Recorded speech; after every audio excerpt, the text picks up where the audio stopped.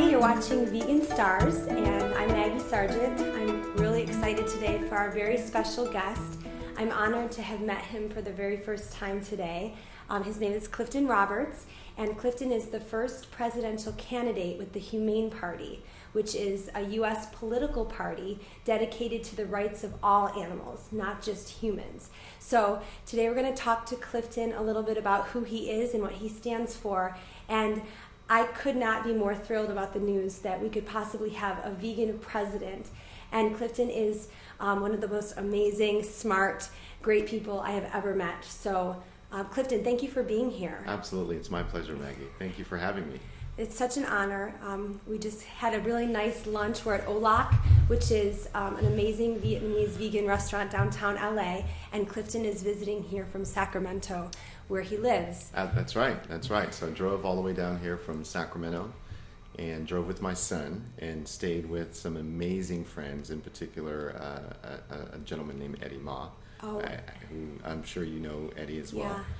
And you're right, the restaurant here at Olac is absolutely amazing. Some nice raw food as well. Yeah. So I'm thrilled to be here, as well as meet you for the first time in person. Maggie and I have been working together for the past 3 months on this first time bid for the Humane Party for the office of the President of the United States. So I'm excited that we're working together.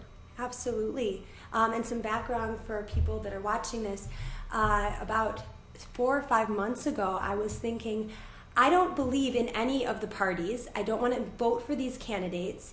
I want to create something of my own, something that I believe in, a nonviolent society, people that think and not have their best interest in mind, and it's not about money and power and control. And I want the best for America, and I thought, I'm going to get involved in politics. Right. And I didn't even know. I've kind of dabbled a little bit with the Libertarian Party when I lived in Philadelphia. So I was like, and then when I started getting involved there, I was like, oh, this isn't what I want to do either. I don't even believe with all of the things that these people are talking about. Right. So I said, I'm going to create a political party. And a friend of mine told me about the Humane Party, which is a vegan party, and you actually have to sign an oath that you will Correct. follow practices. Absolutely. And it started in 2009. So will you just tell me a little bit about how you got involved? I sure will. So, like you, I was yearning for something to help not only non-human animals, but as well the environment. I was tired of hearing about America being in war. Yeah. I mean, just every time you look in the news, we're in war. I work at a company. It's one of the world's most largest semiconductor companies. And so on my way to work, I would see these happy cows, and I started to have a relationship with these cows. I would see that they would give birth to these calves, and the calves would bother their moms, and they'd run around and frolic. And then to see videos of the way that their brothers and sisters were being killed and mutilated and tortured. So I knew as well, just like you, that I wanted to get involved in politics, in that somehow we needed to insert the voiceless into the political process and actually be champion for them in the political process. So I went online and I came across the Humane Party. And I would say the second link down, it said, we are looking for executives to volunteer for the Humane Party. And no, actually, the executives, they said that they were going to pay. Okay. And not that that was a concern of mine. So eventually I started talking to the board of directors, and they said, hey, you should come aboard as CEO. We'll pay you this. And I said, I'll come aboard, but you don't have to pay me anything. Okay. And so I had a vision of how I wanted to spread awareness, how I wanted to increase the credibility of the Humane Party. And so we started to, I went to work immediately. I'd get off of work, maybe a 12-hour day, and come home and start working on the Humane Party, attacking the Facebook, creating conference developers and this organizational infrastructure to be able to have representatives of the Humane Party in various parts of the country. And so it was so exciting. And all that happened in May of this year. Wow. And I promised the board of directors that I would find skilled candidates. I said, if you bring me aboard, I am so enthusiastic, and I believe in so much about what this party is doing. Allow me to find the people in various places and cultivate relationships and let them know that they can run as and run for Senate. They Yes. can run for the House of Representatives. They can run for the president. And so I started Wow. to talk to these people. And when push came to shove, bless their hearts, that's a scary move. Yeah, if you think that's accessible, because I feel like it's us and them. You don't Right. ever feel like you could be a part of the political process. Right. So eventually, the board of directors approached me and they said, Clifton, we need to insert ourselves into the national dialogue at a time where the Democrats and the Republicans are making fools out of themselves. Yeah. And they're saying the things that are not addressing root cause. Yes. So we, especially with what's going on with the Democrats and the Republicans, we need to insert ourselves into the national dialogue. Okay. And not miss the boat. And the Yeah. best way to do that is, as I used to say, we have to turn this ideology into something that's tangible and real and practical. Uh-huh. So Clifton, we'd like to nominate you to run for the office of the President of the United States. Wow. What did you think? My first instinct was, wow, that I was honored, and it's interesting because there was no fear at all, and immediately the first picture that came to my mind, and I don't know how many people, but there's one image in particular. It's a video of a cow, and it looked like he's in a something where something comes down. Back in the old days, it used to come down in a guillotine. But they just put him in that thing and they slit his throat and you see his eyes. And so that was what I thought about. And so then right then I called my sister and I said, Kim, the Humane Party wants me to run for president. What do you think? She said, Clifton, do it. Wow. Do it. Can you? And so my mom is Korean. Okay. And she's built such a life for herself, leaving her country, becoming a United States citizen, coming here, and going through everything that she's gone through for her children and now her son to be able to run for president. That's what my sister was saying. She's like, can you imagine? I said, absolutely. So I called Shell back and I said, one of the board of directors, and I said, absolutely, Shell, let's do it. Let's inspire people to actually run for offices, governmental offices, the executive branch, congressional branch, and let's change the world. Let's really start to invoke change. So that's how it happened. Wow. So tell me a little bit about what caught your eye about the Humane Party and why. You told me once that this is a platform to stand for, and Absolutely. It's like what they've come up with, and you as part of that is what you stand for. Absolutely. Because most people have never heard of it before. Yeah. Not only is it, in my acceptance speech, in accepting the Humane Party's nomination, and basically in accepting that, just to let you know, keeping my word to honor and spread awareness and protect this beautiful platform. And that's why in that acceptance speech, I said, not only is it a party that stands for something, but it's a party that whose ideals I would die for. And I know those are very strong words, but it's, whether it's protecting animals, whether it's protecting our fiscal future for our children. The preamble to the Constitution of the United States of America states that we the people, in order to form a more perfect union, establish justice, ensure domestic tranquility, provide for the common defense, promote general welfare, and secure the blessings of liberty to ourselves and our posterity. So that's the preamble to the Constitution of the United States of America, word for word. And the fact that the Humane Party actually addresses this stuff. The Humane Party says we need to establish domestic tranquility, and the way to do that is by root cause. The way to do that is letting people know that eating animals is going to make them sick. Then when we get sick, we ask the government for help. And then we ask the government for help. The government has to spend money. That's why we're spending $60 trillion a year on healthcare alone. Now, once we make ourselves better and we're able to be compassionate and protect the animals, then we can start fixing the other things. Then we're not so aggressive to our international community. We're not so aggressive with ourselves. So there's just so much about the party, whether it's protecting animals, reforming our criminal justice system. Right. Tell me about that. Oh yeah, so A lot of things in the criminal justice system, it's for profit. You know, even the littlest things like a young boy. Now, my son is 20. Okay. He can literally be placed in the criminal justice system by being profiled, walking across the street to get a jaywalking ticket. He's in the system now. He's fined $300. He can't pay the fine. Mm-hmm. He doesn't know how important it is yet to go to show up in court. Yeah. So for whatever reason, now this has never happened to him, but I'm just putting out an average scenario. Yeah. If for whatever reason he goes to court or he misses court and he's fined a failure to appear, Yeah. so that's $1,200. He's in the system now. Now he might have a misdemeanor for failure to appear. Okay. So the next time he gets arrested, you know, for anything, young people are going to be young people. Yeah. It's really a system that is created for profit. You have privatized industry that is running the criminal welfare system. Okay. You have 3 strikes laws for people that are committing non-violent crimes. Uh-huh. You have people that are sentenced to 40 years in jail for growing something that nature provides. Yeah. And I'm sure you know what I'm talking Yeah. about. And then you have people that are literally hurting children. Uh-huh. You have people that are part of the church that are hurting kids. Yeah. And they get less time than people that are, I mean, it's just something that the Humane Party is focused on. Protecting our environment. Mm-hmm. Okay. Obviously, that's another thing. A lot of what we do in the environment is tied to animals. Uh-huh.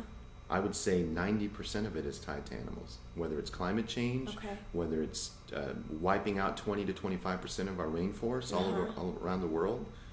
I mean, the Humane Party just stands for so much. It's not simply animal rights.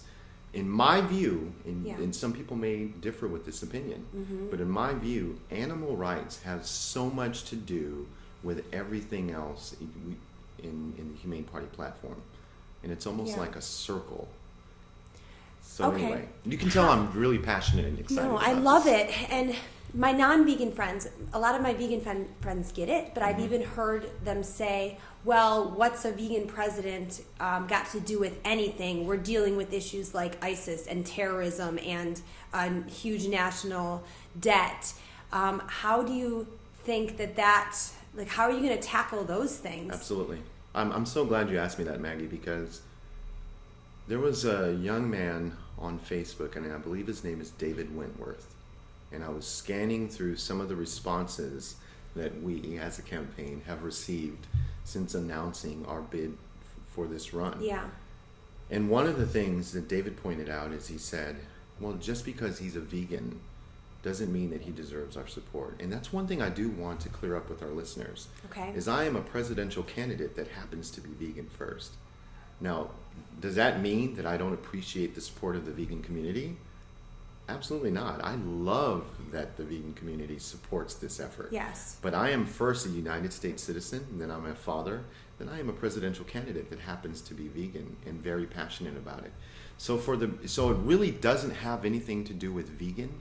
It has to do with what I believe in as a United States citizen. Yeah. And in my presidential nomination speech, I said, I am fully vested as a citizen in the outcomes of this country. Whether it's how we deal with people on foreign policy or even national security. I don't care if it's the president or if it's the Secretary of State or if it's me. My children live here. My grandchildren are going to live here. So I am fully vested. I don't care if I've ever been a politician. I want to be able to manage now because the people that are doing it now are not doing it right. So I want to manage how the outcomes come. And that's what I do for this organization that I work with. Not just the Humane Party, but my day job. Okay. I work for the largest semiconductor company in the world. Probably the computers that people are using that are part of your audience probably have our chip in it. Okay. And what I do at a very grand scale with all 100,000 employees is I manage outcomes. I make sure that these employees do their job with 100% integrity and following the letter and the spirit of the law. So I want to be able to manage the outcomes of what's happening in our country. If I can do it better as a presidential candidate, and if I don't make it to the president office, I'll still do it as a citizen. Amazing. You're amazing. What would you say to people that are like, oh, he'll never win? We have never heard of this party.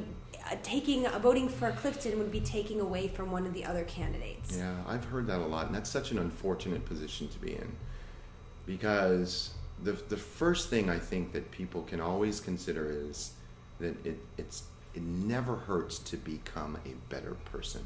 That's the first and foremost. It never hurts to go from eating an animal to, eating vegetables. And we think about other movements in the past: Martin Luther King, Harriet Tubman, Susan B. Anthony for women's rights. Yeah. Imagine if Susan B. Anthony, in fighting for the rights of young women like you, and someone came up to Susan B. Anthony and said, you know what, this isn't going to work. Women will never have the right to vote. Are you crazy? And imagine if Susan B. Anthony said right then, you know what, you're right. I'm just going to give up. Maggie, we probably wouldn't be sitting here. Yeah. And you wouldn't be directing a campaign Yeah. to make this type of world change. Yeah. That's great. Okay. Yeah, I'm Okay. great. I just kind of got moved thinking about that. It takes a lot of courage to believe that. It has to start somewhere. That's what I've been telling people, that you have to start somewhere. Yeah. And this is just going to gain momentum. Can I add to that? Yeah. When you say it takes courage, let me give you, and I'm sure people don't know who I am. There's a lot of people that don't know who I am. I am the son of a Korean woman and an African American father, a Native American father. A Korean woman at the age of 15, which was normal back then, had the courage to leave her family and start a new life here in America. Along the way, at the age of 4 years old, she introduced me to, not that my father and my mother weren't both already amazing, but she introduced me to this man named Fusei Kisei. It's almost storybook. And from the ages of, maybe 4 to 10 years old, 14, I'm sorry, I studied martial arts under this guy. And he taught me to be fearless.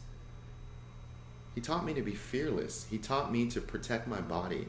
He taught me to value my mind and value nature and talk to myself and meditate and connect with heaven, connect with the galaxy, and experience not only the world with my eyes open, but experience the world with my eyes closed. And so that's why everything in life that I've ever taken on, I've never been afraid. Not that I don't have fears, but I've never been afraid to do it. And so that's why I'm really excited about this. I'm really excited about working with your audience. And that's what people do know about me in my professional life, is I'm a collaborator. Yeah. So That's, anyway, I wanted to add. Thank you for sharing that. You're That's welcome. extremely amazing and powerful. Thank you. We were talking recently about, on December 6th was the 150th anniversary of the abolition of slavery. And it's crazy to think that was only 150 years ago. Will you speak to the significance of that date and how that relates to the Humane Party? Absolutely. So the Humane Party is America's first political party, as you pointed out, not only committed to the rights of animals, including humans, but of non-human animals as well. And one of the things that we know that's going on is slavery of our non-human animal friends. As a matter of fact, on the way down here, Elijah, my son, we drove down from Sacramento, and we probably passed 3 trucks that were on their way to concentration camps. 2 of them, luckily, were empty. I think they were going to pick up some non-human animal slaves. Yeah. And the other had some of our friends in there, packed. I just don't understand how a human being can look at that and then say that there's people in my circle of family and friends that do this as well. But have a pet, and quote unquote pet, and a dog, and then know that this is happening. So the significance of the 150th anniversary of the ratification of the 13th Amendment is that we still have a long way to go. Even when President Lincoln announced that with the Emancipation Proclamation that slaves, African Americans, no longer had to be slaves. If you notice, it still didn't go away. Yeah. We were still fighting. There still had to be additional work done in the area of constitutional law. There still had to be work to enforce this new amendment. Then women still weren't treated the same. They were still basically treated like slaves, right? But there was a deceitful way that people were doing it. They weren't just out with it. They were, we're not going to pay you as much. And eventually we start to see that situation get better a little bit. But then even, other people that migrate here from other countries, they're basically treated like slaves. Now we have for the past, I don't know how long, we've had animals treated like slaves. And so that's what the Humane Party is about, we've actually crafted proposed amendments. When I was CEO of the Humane Party, I actually signed a proposed amendment called the American Primate Emancipation Amendment. Now it's a way to kind of soften the impact and get people ready. Scientific research has shown that there's a lot of similarities between the genes of primates and the genes of humans, right? So it's a way to kind of get it ready. Primates have a very unique intelligence. So if we free them first, emancipate them, get the humans used to this, then we're still crafting other legislation. We're not attacking the judiciary yet. We first now have to get to the core and create legislation, create amendments. And we're going to be working on crafting constitutional amendments to free all animals, not just the humankind. So the significance of the celebration of this, America, you would think that there's so many negatives, but America still is a great country. My mom, can I share a story with you? Please. My mother, love her, she's the strongest woman I know in this world. And one day she said to me, after I called her and I said, Mommy, I still call her Mommy. I said, Mommy, I just got promoted to Senior Manager of Ethics and Legal Compliance at my company, which is Intel Corporation. And she got quiet for a minute. And she said to me,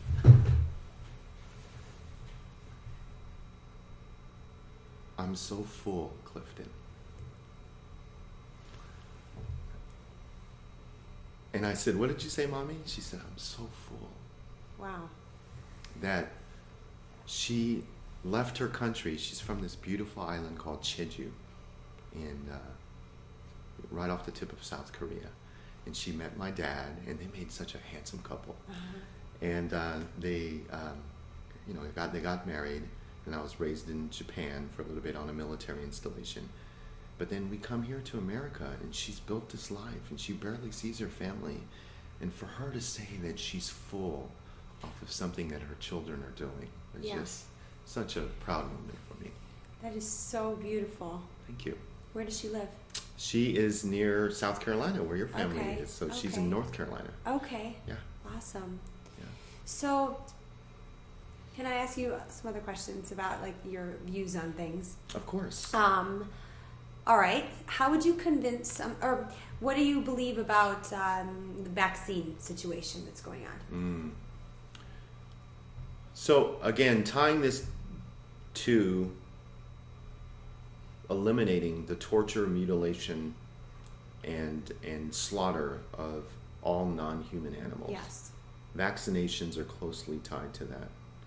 I'm all about first thoughts and studying language and studying rhetoric. Okay. And the Latin root word of vaccination is vaxa. V-A-C-C-I.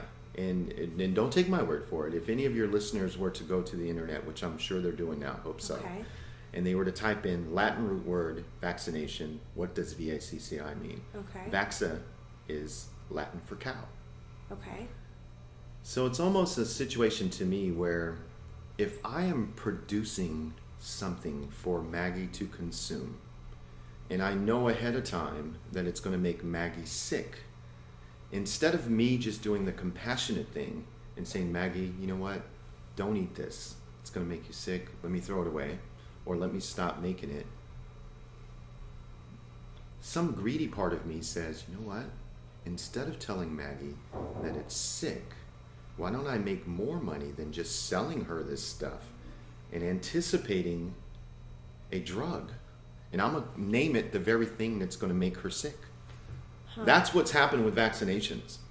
Not only do they know that it's going to make our children sick and us sick, not vaccinations, but the food that we're eating, that we're going to create a cure or something to help treat the symptoms and name it the very thing that is making them sick, but use a Latin word and really just trick them. I mean, it's the most awful and uncompassionate thing that anyone could do. And when I found out that the Latin root word of vaccination is VACCI, it's telling us that we are getting this. The very first vaccinations came from a cow.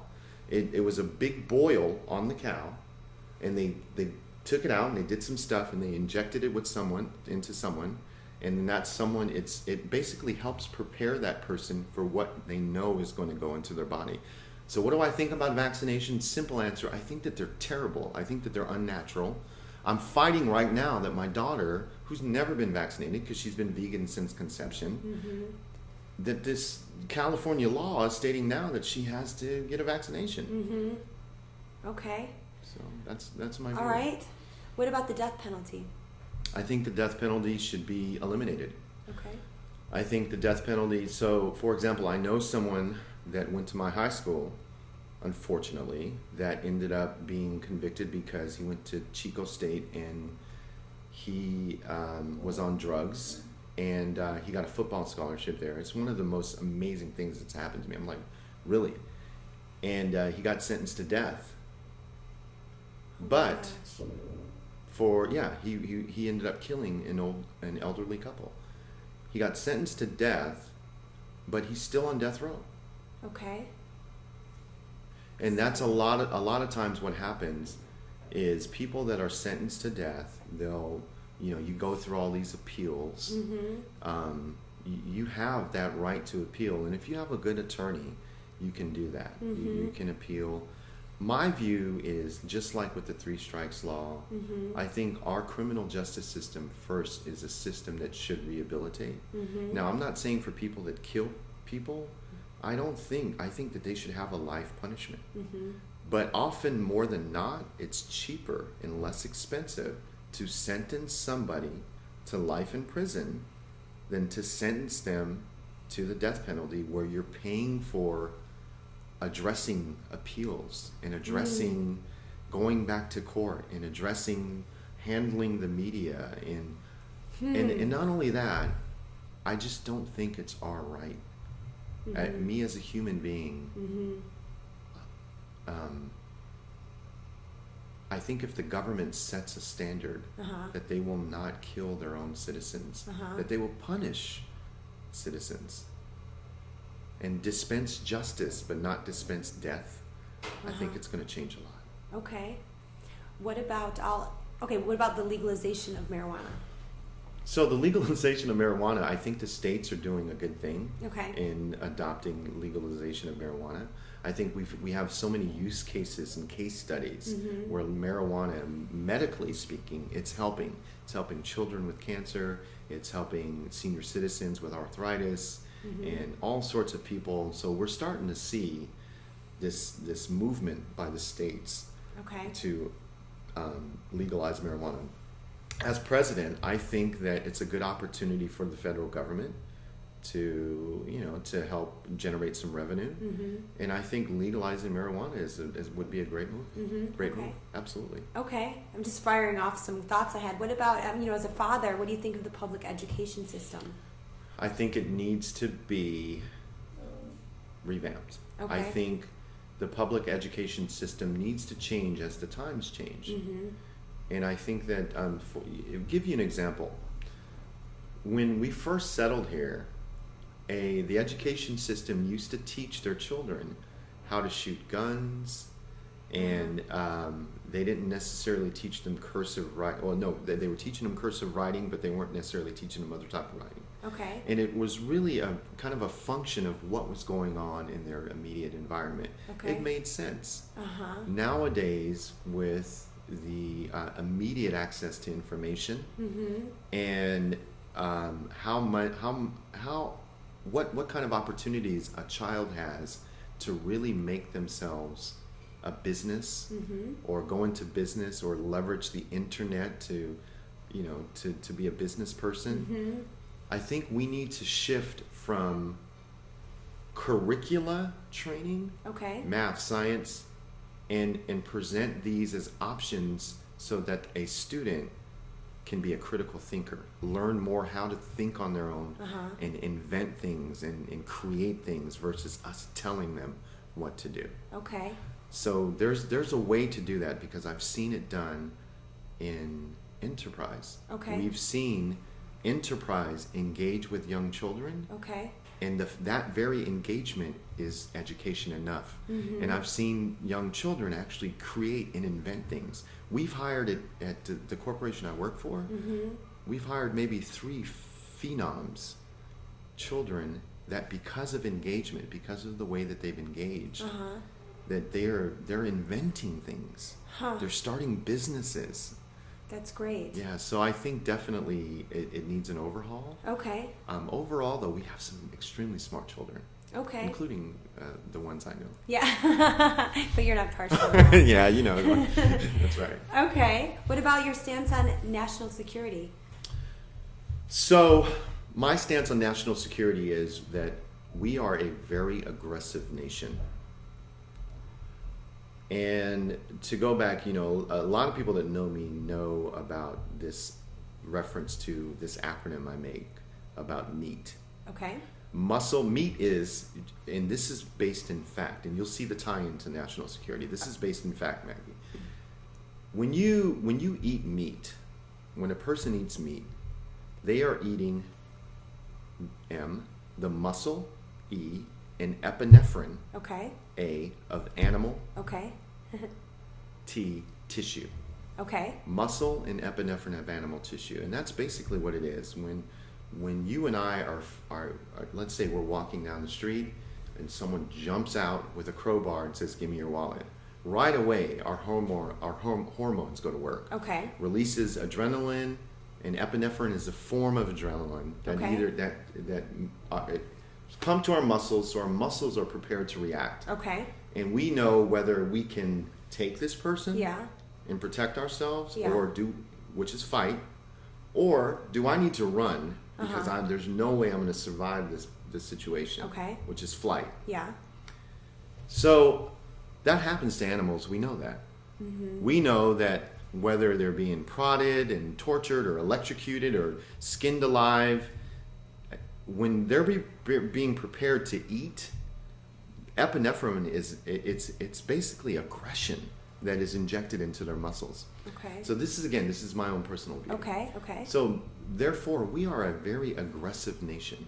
And so the things that we've done to our international community, the countries that we've occupied, and the things that the Central Intelligence Agency does in terms of playing chess games Yeah. with people. And can you imagine just a child that has grown up to see his mother and father blown up or shot, or the rumors that you hear about the United States instigating war, or even private corporations like Halliburton that will really help, Yeah. and the people that are involved with that, like Yeah. our former vice president. Yeah.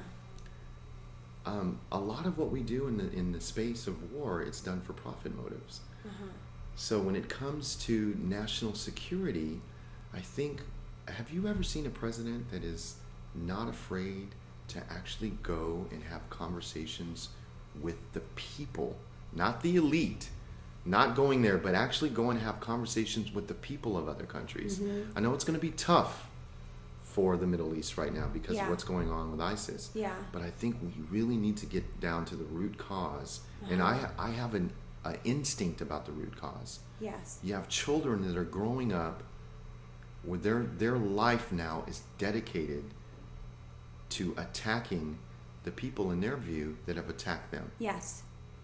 because we are aggressive. And it's not just us. There's people all over the world that eat meat, Yeah. that witness and experience death with animals. FBI stats say that a person that is prone to kill, torture, hurt, harm animals will likely grow up with a propensity to be able to do that to humans. That's what's happening in this world. Now, again, this is my personal opinion, but in terms of actual national security, I think that really establishing relationships with not just the elite, but people. Yeah. This world is full of people, and it's very difficult to have one person or a group of people be representative to the entire population Yes. of a region. Yes. So it's establishing leaders of townships and municipalities, establishing leaders of cities, and then going and really engaging with them, establishing a technology infrastructure that we can all engage with each other. It's what we do at the company I work for all Yeah. the time. Yeah. Is we have this infrastructure in place. Humane Party now has an infrastructure in place where someone can go and join Humane Party of California, Humane Party of New York. We need to do that with the entire world and really engage with those people that believe in what we believe in. Yeah. If we engage with the people in other countries, Yeah. hey, animal rights activists over there, and really organize our efforts and act and move and think like one organism, we can get this done, Maggie. So I think it's going to start by root cause analysis, and that's how we're going to enhance our own national security. Okay. Thank you. You're welcome. Okay, so bringing it, that's a large question. I want to bring it back to like an individual concern I have. I am a general manager of a small business. Right. And small businesses are struggling right now. My parents own a small business. Rents are really high in LA. People are stretched. Let's just talk about the dollar. How are you going to help people have more of them? Right. Well, it's interesting you asked that question because I was actually thinking about a contest that we had at my job. Okay. And the contest was actually geared at what we call RCGs, recent college graduates. Okay. And in the public sector, in government, we have some extraordinarily bright, intelligent, skilled mathematicians, economists as well. But the one thing that they don't do, Maggie, is there's no bridge between public sector economists. Now, this is outside of the Federal Reserve. I'm not going to even get into that. That's Okay. a whole different. But you have these skilled economists and mathematicians and statisticians Okay. that work for the public sector, but there's no bridge to the private sector. Okay. So I fully believe 100% that if we had a presidential candidate or president that came in and made that bridge between all of the bright, skilled economists that are graduating with MBA honors Okay. from Stanford and from Harvard, that we can make solutions. And the reason why I believe this, Maggie, is because we do it all the time, not only at Intel, at the Okay. company I work for, but other corporations are doing it, other enterprises are doing it. They're going after and they're aggressively recruiting graduate student college graduates Okay. that are specialized in a certain economic area, Okay. and really figuring out how we can come up with a strategy and a plan to be able to boost business. Okay. So I think that the root cause of the issues that we're having is there is a biased, it's not objective. What do you mean? So there's a biased view on what the government is doing, all the economists that are coming to the president and saying we should do this and we should do that.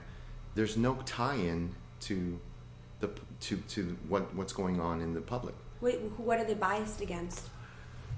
Well, they only have their view of what's going on. Okay. Right? There's no view from a citizen's point of view. Okay. So when you have people that are graduating from college Uh-huh. and they're engaged with the public, they're engaged with business owners, Okay. they're engaged with what it takes to start a business and maintain a business, they're engaged with what the supply and demand looks like in a certain region. And then they take that back and start to collaborate with public sector economists and public sector statisticians. Then the federal government can better actually craft a plan to be able to present to the United States citizens. Okay. Okay. My dad was a big Ron Paul fan, and he was all for ending the Fed. And I started reading about the Federal Reserve. You said you don't want to get into that, but isn't that where all the money is printed, and that is like where a lot of this corruption is happening? Absolutely. I agree with that 100%. You have to think when the founding fathers of this country started the Constitution. Okay. When they crafted the Constitution, the economy and the currency was based on resources. Okay. The wealth of our nation was based on resources.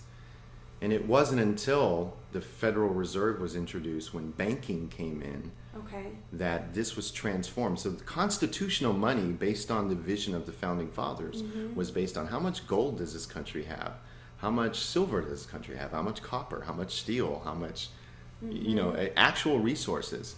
And it wasn't until banking came in, and the guys that I'm not gonna lie, the guys were smart. The guys that came up with banking, Yeah. very, very smart and clever. Yeah.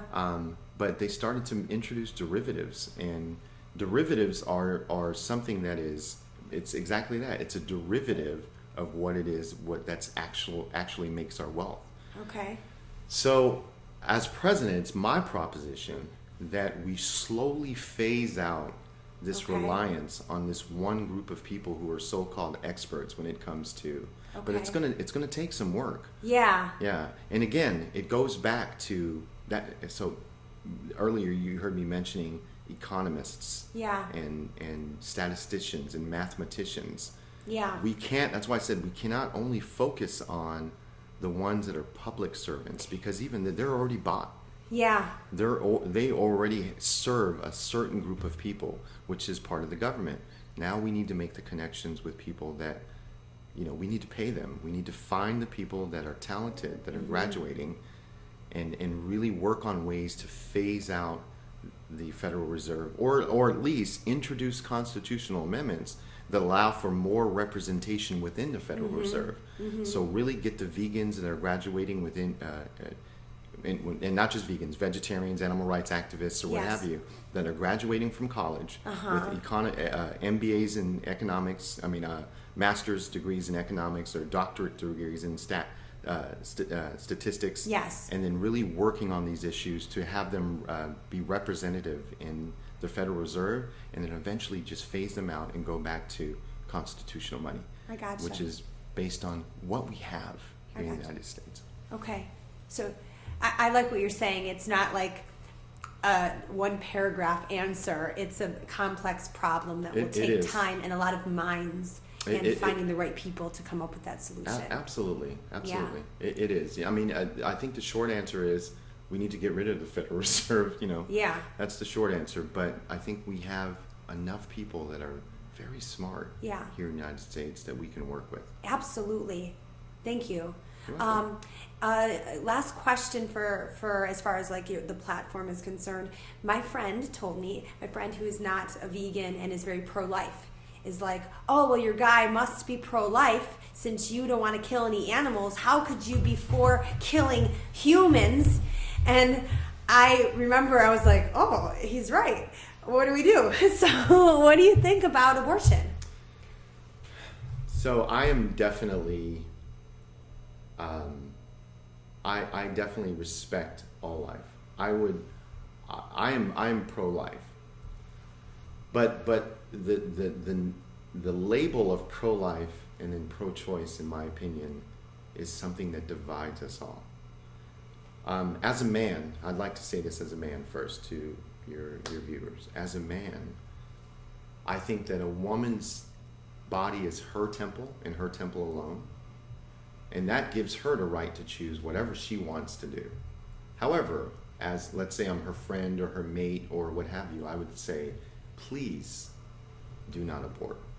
Okay. Please keep this baby. Here are the options we have. Okay. Right? And I think there's so many times when people that are involved in the debate about abortion, they'll bring in religion. And religion, church and state don't in my opinion, it doesn't go together. Yeah. Like, I think church and state should be completely different. Should we continue to introduce scientific data into the conversation? Yes, absolutely. But I'm not going to be a president that's going to say that I'm going to tell a woman what she has to do. I can recommend to a woman because I believe that a woman's body is her temple.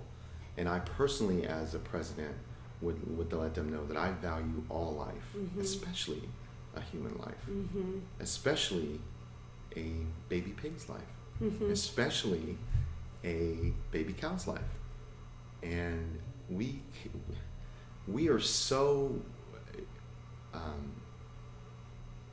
we're so unaffected by death at that level that it amazes me that the same person that would say, I want to save the life of that unborn baby, will go home and eat a steak. And not that I don't respect them, wanting to save the life of an unborn baby. So overall, my position is that I respect all life. I admire all life. It's a miracle to me, all life. Yeah. And then I think that a woman's body is her temple, and I believe that gives her the right to choose. But as a human being, I would want that person to do everything else possible instead of killing. Absolutely. Okay. So that. I hope I answered that question. No, you did, and it was it spoke to me. Good. So thank you for that. Good. What else do you want to talk about? Is there anything else that? Oh, I know something I wanted to ask you. Have you been watching the debates and keeping up with the candidates? And what do you think of? I have. Tell me about your thoughts. I have. The first thing, if I was flying at 100,000 foot level and I had to give you this high level view of what it is that these candidates, they are so oblivious to root cause. The things that you've heard me talk about today, about the source of our aggression, why we are so quick to go to war. Yeah. Not one of them have mentioned that there is a genocide of billions and billions of just innocent beings being murdered just right in front of our face every day. That they probably don't even know how many federally sanctioned murder houses there are in America. There are, by all accounts, 1,100 federally sanctioned murder houses, or I like to call them concentration camps, here in the United States of America. And in some of them, it states you are allowed to have 0.5% of feces in the meat before you ship it out.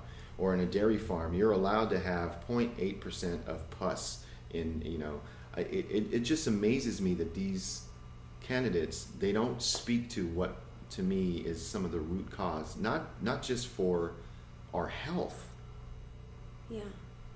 I mean, they're saying Obamacare is the worst thing since this, and we need to repeal Obamacare, and we need to repeal this, and Bernie Sanders is saying we need to have universal health care, and we need to do this. No, we need to tell the American people what's making them sick.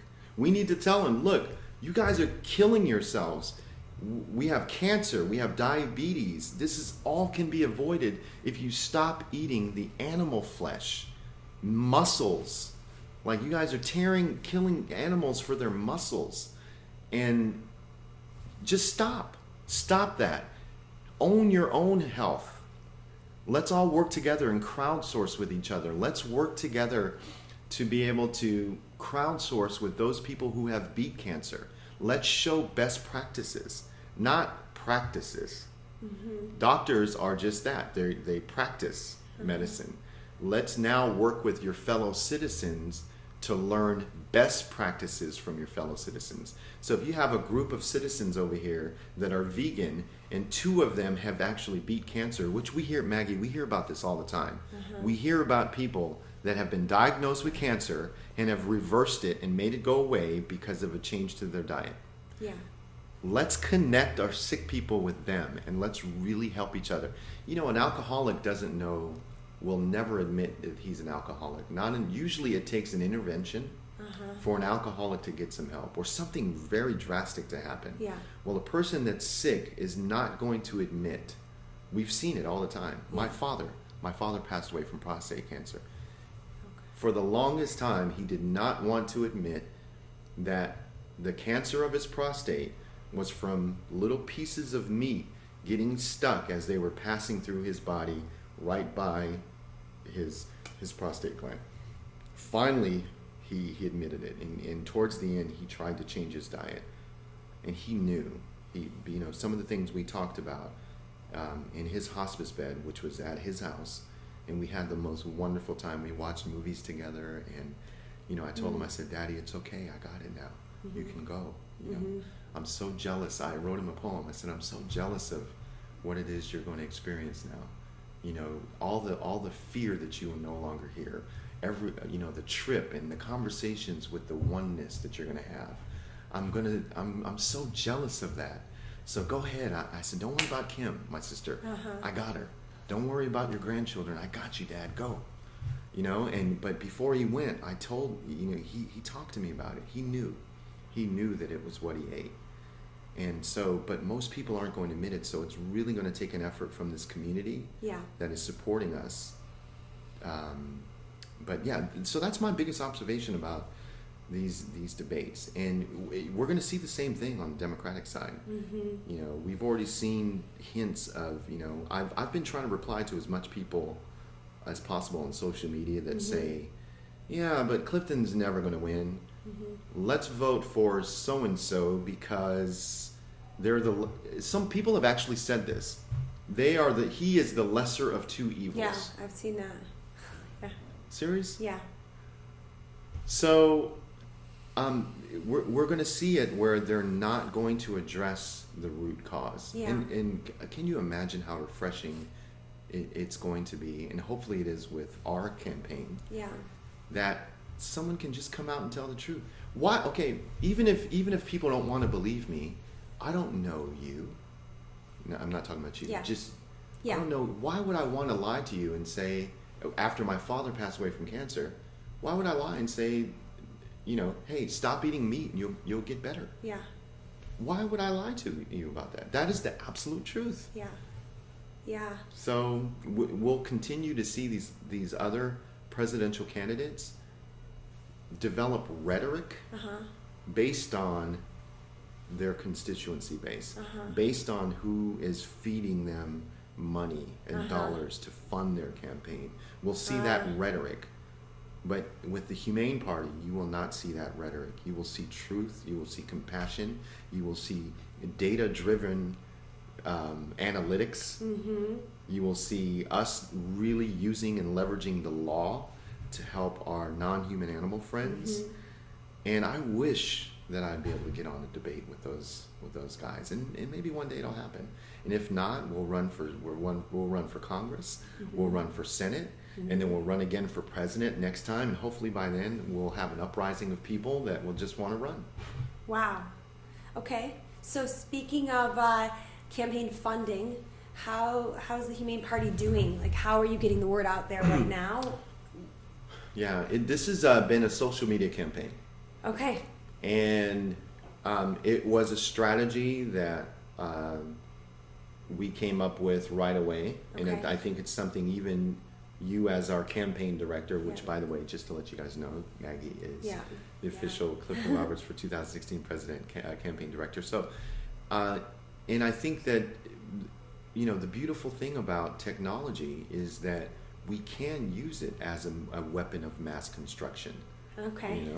We can use it as ammunition for pinpoint accuracy in targeting a certain audience. Mm-hmm. You know, and right now the goal is to really bring together our constituency base, which is vegans and vegetarians, animal rights activists, people that are concerned about the environment, people that wanted to eliminate war. Really, you have a party now that speaks your language, that is your voice. So let us be your voice on a larger scale, and we can do it. So a lot of it's been through social media. Eventually, we have an event tonight, and hopefully that will open some more doors.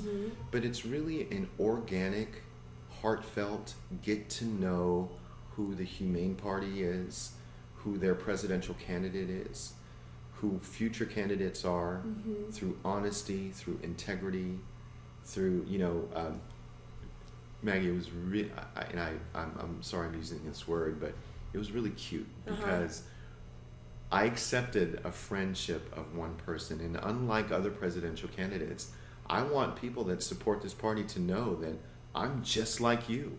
Yeah. I want to talk to you. So this guy wrote, he friend requested me, and I hit I hit accept, and then he wrote me a private message, and he said, I'm going to assume that this is a fake account. And so I wrote him back and I said, laugh out loud, why would you assume that? And he said, well, I can't imagine that a presidential candidate would have time to just accept some random friend request. And I said, well, it's me. I said, it's great to meet you. And he said, wow, okay, something. He goes, well, can you prove that this is Clifton? And then I said, sure, how would you like for me to do that? He said, send me a selfie of you doing the peace sign. So here I am at work. I'm at work at this time. And I pick up my phone and I put myself in. I'm like, hey. And so he sends it, and you guys can see it on the Facebook page. But that's so funny. It's amazing because that's what we're about. We want to leverage this. And I probably can't get to everybody. Yeah. Because the amount of support has been enormous. Yeah. But it's been coming in, and I try to respond to as many people. I'm sure you're doing the same thing. Yeah, absolutely. Wow. Well, just to clarify with the viewers, if you want to get involved, I recommend friend Clifton on Facebook. It is his real account. He's got a public profile page as well. Yes. And the Humane Party has an Instagram, a Twitter, Facebook, and you can also get a lot of information about the Humane Party at humaneparty.org. And Clifton has a website that has a lot of information on it as well, cliftonroberts.org, including videos that he has been creating and putting out there on different topics going on as a world that are like of concern to the world. So check out cliftonroberts.org as well. And thank you so much for being here. And if you're excited about what Clifton had to say and you want to get involved, fill out the volunteer form at humaneparty.org. Somebody will get back to you. And at the very least that you can do, start sharing about this on social media. Absolutely. And we can make a difference. We can start a revolution and change the world.